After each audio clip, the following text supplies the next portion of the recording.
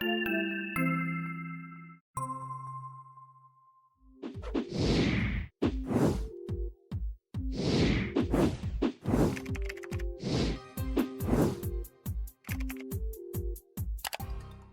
back, Richard. It's good to see you this morning, sir. Morning.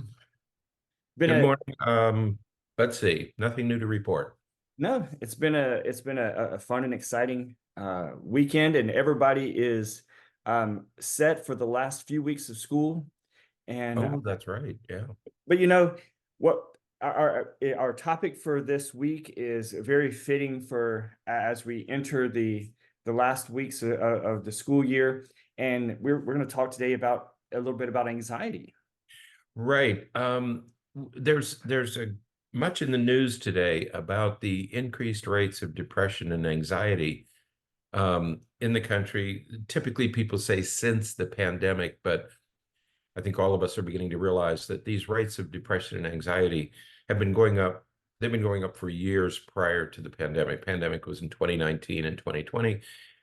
These rates started to rise in probably as early as 2010. I think the all the signs were there in 2010, 2012. It's interesting. They talk about anxiety and depression in young children, the increases in young children, in teenagers, in young adults, older adults. It's almost as though each age group has its own expression and unique problems with anxiety and depression. What struck us about this one is that there happened to be this article from Forbes, which is a pretty business-oriented kind of thing. And the article was that the World Health Organization has advised global leaders, including business leaders, to increase their attention to mental health and well-being. And typically, by the time something gets the attention of corporate leaders, you know that it's pretty prominent in the culture. And now we have the World Health Organization saying to business leaders and political leaders, we need to attend to this mental health and well-being. The increases are so alarming that corporations are beginning to respond, and they're making mental health of their employees their number one priority, which Right. is, this is at a time when educators are struggling with the social emotional learning. We're trying to get that into the schools. People are resisting, and yet corporations are beginning to make this priority number one. I think that's a great example of how you led that off with the idea that by the time it gets to the corporate, the corporations and Right. scientific boards and things like that, it's that it's getting significant. And we've been talking about social emotional learning for a couple of years now, at least, and now as that debate and those issues continue to increase. Now here we are talking about, okay, in corporations, and people should recognize that when Forbes is talking about it, one of the reasons they're talking about it is because it's hurting the bottom line of companies. Exactly. Because That's of what they're saying. missed work days, because of the increased demands on people's emotional and physical well-being. That they're encouraging business owners and business leaders to do something about this for their employees, simply because it's going to hurt their business.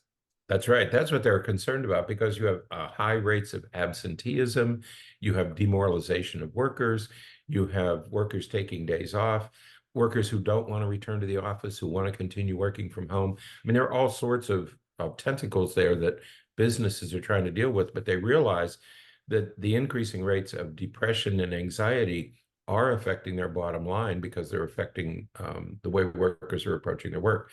Notice, too, that we talk about depression and anxiety together because these two things do go together, and in some cases are indistinguishable. Right. And so we talk about anxiety, but we're also always talking about depression because we know that the two are linked chemically, but we know they're linked functionally as well. Yeah. And so we want to talk mainly about, now in future podcasts, we're going to talk about anxiety in different age groups because it does manifest differently in different age groups. So there was a recent article about anxiety in young adults, ages 19 to 30 or 20 to 30, and they have a unique a unique set of anxiety producing circumstances, as do teenagers, as do children, as do older adults, and the geriatric population. We're going to talk about those, but what we want to do today is we want to talk about managing anxiety presently, managing anxiety now, because as much as we talk about it, people who are experiencing severe symptoms of anxiety need relief immediately. And that's what we want to talk about today is how do we give those people relief immediately?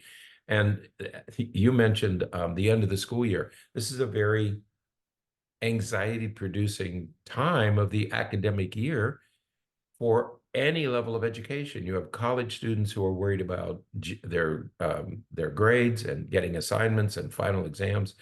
High school students worried about the end of course exams. Will they pass them? Middle school students, am I going to be promoted? Elementary school students. So again, at each level, you have anxiety producing circumstances at the end of the school year. Absolutely. And the typical presentation, people come in to our offices often complaining about anxiety and just stress and this just overwhelming feeling of stress and fear. And, sometimes people will present with phobias or they'll present with, what they will call panic attacks. But really what we're just talking about is this sort of cluster of symptoms that make it difficult to function sometimes because they feel overwhelmed. They feel as though they can't regain control, oftentimes of their own body, of their own thoughts, because they just sort of they have this cascade of symptoms and thoughts that they just can't seem to you know wrestle together and take back control of themselves. And so we're going to talk a little bit about a few techniques to help with that sort of in the immediate. Right, right. Yeah, because you mentioned the patient comes in, and frequently people will come in, either parents bringing children or adults self-referring, and they come in and say, I'm really anxious. I just need some of those strategies Mhm. to deal with my anxiety, to manage my stress or my anxiety or my fears or my phobias. And I just need for you to give me some techniques. And the three that we typically talk about are and that people know about from popular media: controlled breathing. There's something about breathing that helps, meditation, and visualization. And those are the three that we typically talk about. Now, it's easy enough for hand individuals these kinds of techniques. Mhm. But these strategies are not like Xanax and Valium. And many people don't understand it. These strategies are not meant to be a quick fix that you use just when you're in a crisis. Right. If you have a panic attack and you just can't pull one of these techniques out and stop the panic attack, it simply doesn't work that way. Right. Yeah. We get we have those conversations with patients or folks who come in all the time because you're absolutely right. People come in with like this idea that, well, just tell me something that I can do that makes it go away immediately. Right. And it doesn't, I don't know that there's anything that really works that way aside Nothing. aside from a medication. I mean, if you were hospitalized and you started experiencing that, somebody could give you a shot in less than a minute. You're fine. You're Oh, fine. If not going to sleep. But in outside of the hospital and in sort right. of what we call the real world, there's just really isn't anything like that outside of medication. That's right. I had years. Oh my gosh, I was young, maybe in my 20s. And I had bronchitis and I had it must have been a panic attack. I couldn't breathe. I couldn't get enough oxygen. And so I must have had a panic attack. And they gave me an injection of something it was probably Valium. And I mean, within seconds, Yeah. I didn't care, but I had no cares in the world. And I Right. said, I'll take as much of that as you have, because it was just almost instantly, all those feelings went away and I got my breathing back. That's what people are frequently asked for with these other strategies. They know that there's some technique that they can use but it's not going to work that way. Right. I These think that I think that what our society is like right now is everyone wants that quick, easy fix. Absolutely. You know, I'm in a hurry. I have things to do. You know, I don't have time for this. I've got to feel better right now. And so whatever you have to do, do it and let me get on with things. And also people will come in and say, I don't want to deal with stuff. I just want strategies to deal with my anxiety. I don't want to delve into anything. I don't want to dig any deeper. I just want some strategies that I can use. I don't, and they'll say that for their children. You know, all we want is we want him to have some techniques that he can use when he gets upset. Or on the other hand, you get people who come in and say, I know all the strategies. I want to know what's really wrong. So on the others, on the at the other end of that spectrum, you have people who say, I don't want strategies. I want to figure out what's really wrong. Right. So, and that's what we want. We want to find out, why do you have anxiety? Why are you, Oh, excuse me. bless you. Our offices were cleaned this weekend. And so it's too clean in here. And so I'm reacting to cleanliness. Um, and so um, we get we get both groups. And what we want people to do is to say to us, let's figure out why you're anxious, because anxiety comes from feelings of either being overwhelmed, Mhm. you just feel completely overwhelmed by life, or you're powerless to do anything about it. Right. Yeah, and I think that it's so it just to sort of pull back the curtains a little bit, and so people see some of this a little bit, that it's so interesting from our perspective, because what happens is people come in, and Richard, you know, they will say exactly what you just said. I don't, I've tried the strategies, I've tried deep breathing, and it just Yeah, doesn't yeah. work. Right, I've right, tried this and it just doesn't work. Or I've tried that, and it doesn't help me at all. And the and I'll say something along the lines of, well, show me how you do deep breathing. And they'll right. go, Yeah, okay, that's not what this is about. It right. but again, it's the idea that I need something to help me immediately. I need Mhm. something to help me in that exact moment of panic or stress. And so even their deep breathing is hurried. And Right. and it's like, Yeah. you know, and it's because they feel that feeling of being overwhelmed, or feeling Mhm. powerless to do anything about what's going on with them. And so they just, they just want some fix, some quick fix. But what our real goal is with managing anxiety, and this is one of the reasons that we're talking about this now, is because, hopefully while you're listening to this podcast, you're not in a moment of panic or Right, intense anxiety, because it's at this moment that you need to start working on some of these things. right. You When want you're to start not working on this panicked. when you're not anxious. Right, right. That's right. Our goal, so again, we say the strategies don't work like medicine. They don't work like these quick, immediate relievers. Anxiety is a response. You're either overwhelmed or you feel impotent, you feel helpless, you feel powerless. Mhm. So the goal is two R's: reconnecting and Mhm. regaining. So remember, you want to do two R's: reconnecting and regaining.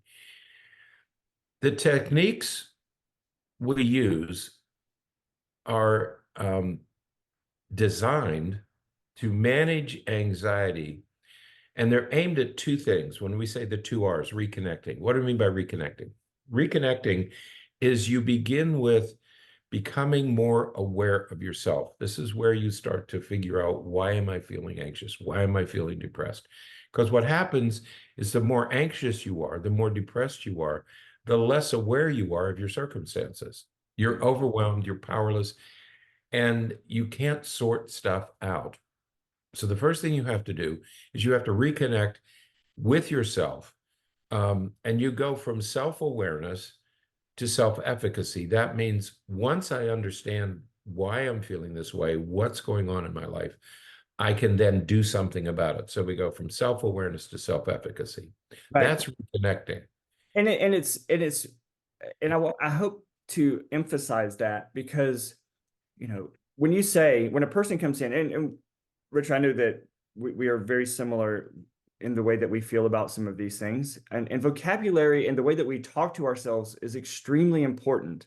So if you tell yourself deep breathing doesn't work, Yeah. well, Yeah. every time you try to use deep breathing as a technique to relieve your anxiety, it's not going to work because you're already telling yourself that it's not going to work. You have to remember that so many of these things are mental. They are in your brain. They are the way that you're thinking about things. And Right. if all you're thinking about is this isn't working, this isn't going to help, this isn't going to make things any better, you're probably going to be right. It's probably not Or going to help you. or if you're so anxious or so depressed and you say, I can't do anything about it, I can't do anything about it, I can't, then you won't do anything about it. Right. Okay. And that's the problem, is there is a circularity to this, that it feeds on itself. I can't, I can't, and you can't, And that's how it gets to that second R of regaining control of your brain. And you Right. have to regain control of your brain through with your thoughts and just calming that system down That's so right. that you have control over what's happening in your thoughts and mind. Right. And so if you think about the two R's, reconnecting with yourself, self-awareness, and regaining control of your brain, that's what the techniques are designed to do. Okay, that's what you want to do. You want to regain control. But when you're in crisis, you can't just grab these techniques like it's a spoon or a tool or an implement. And if you haven't mastered the techniques, you're not going to be able to use them. Right. And I want to emphasize that, because what you do is you practice the techniques so that they become reliable tools, Mm-hmm. and then you can use them when you're in crisis. Right. You don't get into crisis and then start doing deep breathing. You have to practice deep breathing. You have to practice. If you're going to meditate, if you're going to do yoga, you have to practice the technique until you've mastered it so that you can use it in a time of crisis. You can't Absolutely. just pull it off the shelf in a time of crisis and expect it to do anything. Right. And so, as I said a moment ago, the idea is that you start these techniques now. You start using these techniques and practicing them when you're not in crisis, when you're Right. not feeling that overwhelming anxiety. Mhm. And in doing so, you do two things. One thing is you are practicing, obviously, and you're practicing and you're getting better at it. And so Right. that strategy becomes more readily available in your arsenal of tools and strategies. But the Mhm. second thing that it does, and this is sort of a little bit more subtle, but you will absolutely notice it, and that is it lowers your baseline level of stress. Right. So the Right. more that you practice it, even when you're not in those moments of crisis, what you'll find is you go into those moments of crisis far less often because you're Mhm. lowering that overall stress that you're experiencing, and you don't get to that elevated level as often. And so Yeah, you but keep doing these things all the time, right. every day at just practicing it periodically throughout the day. Right. What I tell my patients is you have to continue to push your brain to calm. It's real good at being anxious. Yeah, It's real good at being depressed. What you want to do is you want to show it where calm is. This is where calm, and you keep pushing your brain to calm. You use these techniques day in and day out to push your brain, to show your brain where calm is. Now, you can't do this. We talk about the brain and changing the brain and neuroplasticity. I love when ads come on TV about neuroplasticity. You can reconnect and you can regain control of your brain, but those things don't happen without effort and practice. And I think that's the second important message in this, is that if you want to use these techniques, you first of all have to learn them. And to learn them, it takes effort and practice, and you have to be willing to do that. Um, I'm I'm I'm probably one of the worst. I, like everybody else, I want immediate relief. right. But I know in my head, I know that if I want to manage my anxiety, I've got to practice these techniques. And I don't want to practice. Right. I don't want to go to the gym every day. I don't want to, be uncomfortable. And that's what you're doing. You're giving something up to practice this, and you don't want to give something up, and you don't want to spend the time practice. I don't have time to practice. Well, you have to make time to practice, because if you don't, if you don't master the strategies, you're never going to be able to use them in a crisis. Okay. Absolutely. So if you want to use these, you do two things. Number one, you have to find what works for you. Right. And I that could tell be lots people of, we have to meditate. I ain't going to meditate. That's for liberals. That's for tree huggers. I'm not a hippie. I'm not going to meditate. Then don't meditate. You have to find what works for you. That's number right. one. And it could be lots of different things. It could be meditation. It could be deep breathing. It could be yoga. It could Right. be, using, there, type in meditation in the app store, your favorite app store, whichever one you use, and you'll get hundreds of hits. You'll get hundreds of examples of different apps you can use. So there's lots of different ways to use, or lots of different strategies that you can use Right. for this. So just find the one that works for you. It doesn't matter what it is. Find something that works. I tell people, you have to do this 15 minutes a day. Well, I don't have 15 minutes. Okay, then do it 15 times a day for 1 minute. Yeah. Whatever fits your schedule, and do what works for you. For many people, prayer is a way of meditating. I mean, that's a form of meditation. You don't have to sit there and just repeat the same syllable over and over again. You might find that prayer calms you. You Right. might find that thinking about going fishing calms you. Whatever works for you is what you have. That's the first thing you have to do, is you have to find that. Once you've found what you don't mind doing, because that's the other thing about wanting to practice. If you find something that you like doing, that you enjoy doing, you're more likely to do it. So first of all, find out what works for you. Second, practice it daily until it becomes second nature, that you can just think about it and it calms you almost instantly. But you do that when you're calm. You have to practice when you're calm. So first of all, find what works. Second, practice it daily. Yeah. And so you mentioned a moment ago, practicing it a couple of times a day. We often think that we don't have 10 or 15, 20 minutes Right. practices. And for some people that may be difficult. And if it is, start with 5 minutes. I worked with a person before, and he was certainly an outlier, but it started out with just 5 minutes, just for Yeah. 5 minutes, sit in your truck before you go into the next, your next job, and just sit there for 5 minutes and just take some deep breaths, and just sort of center yourself. It started out with that, and it ended up where, he would take his lunch break and he would spend half of his lunch break, 30 minutes, meditating. Right. Right. And again, that's a little bit of an outlier, because that's a long time to meditate in the middle of the day, but he found it effective, and he made it a priority that he would eat his food fast enough so that he could spend that 30 minutes meditating during lunch, so that he would be able to make it through the rest of the day. Right. Yeah. In the article that we're going to post in the show notes, they suggest that you set aside 20 minutes twice a day to practice. Mhm. Now, I'm one of those, that's going to be hard for me to do. I just, when I hear 20 minutes twice a day, I panic. Then do it for 2 minutes. It's like, if you've never run before, if you haven't run since you were a child, you don't begin by running a 10K or a 5. You begin by running however far you can run. It might be when I began running 80 and 90 years ago, I began with a quarter of a mile. Okay. And I had my wife with me, and I said, why don't you come with me? Because if I die of a heart attack, you'll be there, and you can pick up the remains.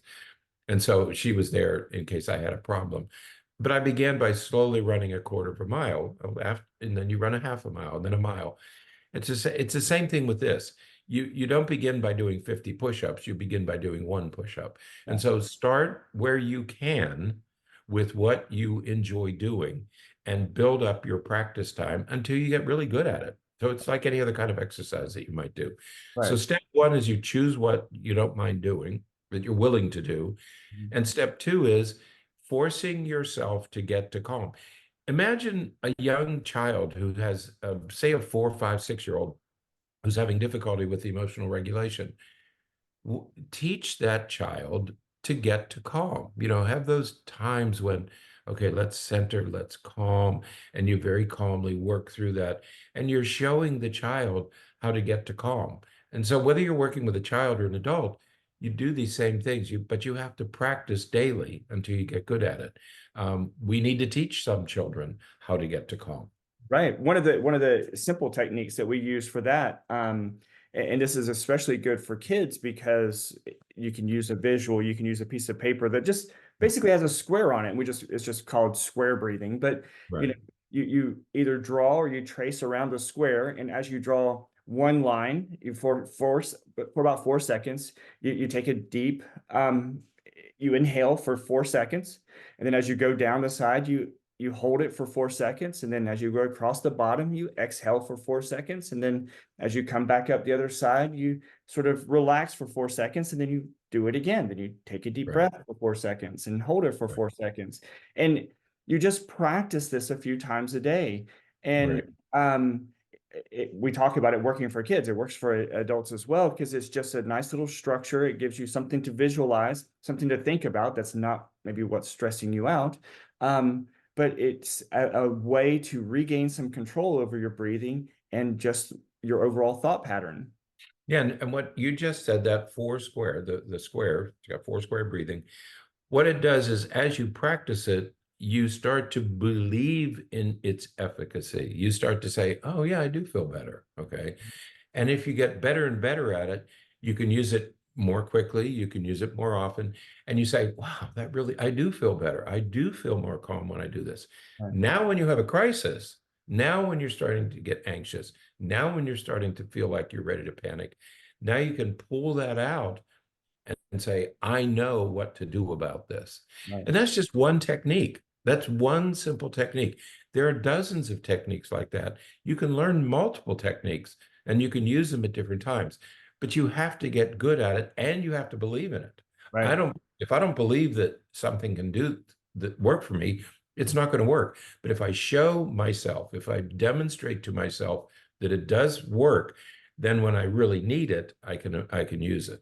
Right. Yeah. I think the idea of believing it will work is it just it's not that you're tricking yourself. It No. just helps to increase integrity, the integrity of your attempt. It's like if you're just sitting there thinking this isn't going to work, you're not really going to be taking the deep breath. You're not really going to be relaxing. You're going to be thinking this is stupid. This Yeah. isn't. That's right. And that's It's just exactly it's just going to keep your anxiety going. It's not right. going to help you relax. And so Right. you say, I'm going to give this a shot. We'll see if it works. There is, and we can, we would be happy to share the articles with you. There are plenty of articles and research papers that demonstrate the efficacy of these kinds of strategies. And so Right. they are effective when they're used properly. So our take home message for all of this is sort of three things. Get back in touch with yourself, learn Right. a strategy that's Mhm. going to help you get to calm. You Right. know, and it's those three things: getting in touch with yourself so that you can learn a strategy and get back to calm. That's the Right. goal. Right. Yeah, because we talk about mindfulness. Mindfulness isn't a tool. It's not a trick. It's not a parlor trick. It's a lifestyle. It's a way for you to think about yourself, to think about your life, to know what works for you. And but it takes practice. You have to work at this. And you don't just yank it off the shelf or pull it out of your pocket when you're in a panic mode. This is something you have to do every day. Choose something you want to do, choose something that works for you and that you don't mind doing. And you'll use it. You'll use it daily and it'll be there when you really need it. Yeah. And you'll use it and use it effectively, but you have to learn it first. You have to Right. practice it Exactly. so that you and your body, Mhm. thinking about those two things differently. The way that you think and the way that your body feels are two different things sometimes. And that's going to help with both of those pieces. If you're familiar and you understand the technique and you've practiced it so that your body is used to how it feels when it's working. So, Exactly. right. Right. Okay. Well, that is it for today. Good luck with everyone using that strategy. Those of you who are worried about some of those final exams and the end of the school year types of things, use those strategies. Start using them now so that when you get to those final exams, you can use them before you sit down and take that test and hopefully find yourself a little bit of calm as you're answering all those questions. So, Great. all right. Yep. Stay calm. That's right. We'll be back next week. Until then, stay happy, stay healthy, and forget to be afraid.